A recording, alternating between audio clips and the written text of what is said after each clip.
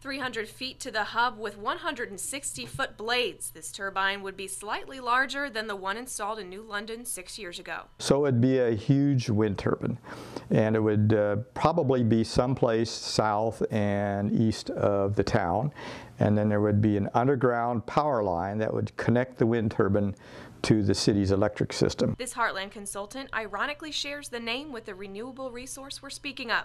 Wind utility consulting principal Tom Wind spent nearly 2 years exploring the possibility of placing a wind turbine in Bloomfield. He says the idea doesn't make economic sense for all communities. Bloomfield, however, happens to be a good fit. Perfect timing for a city that aims to become energy independent by 2030. You do not see many large wind turbines in southern Iowa because it is simply not as windy down here as it is in central Iowa or northern Iowa where you see so many wind turbines.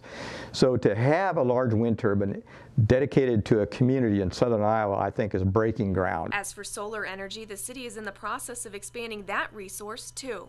I'm standing in between two businesses that have installed solar panels. Both Keith's Foods and Elena's Ice Cream Parlor have solar panels, and Interim Director of Public Works Chris Ball tells me that the city has plans to install even more over by the fairgrounds. We'll be putting in a 1.8 megawatt solar array, which would produce about 10% of the city's energy. Adding a wind turbine to the mix would cost over $3.5 million, so obviously financing is the biggest concern. It would have to be a team effort, and right now the city is working on selling the idea to its community members. There's been at least a handful of people that have come forward and said, I'm interested in contributing to this and buying into it. An investment up front, some maintenance cost, and that's pretty much it. Wynn said the plan completely eliminates the cost of fuel. Based on the estimates that we've looked at, there should be some long-term savings with this wind turbine. We think there will be.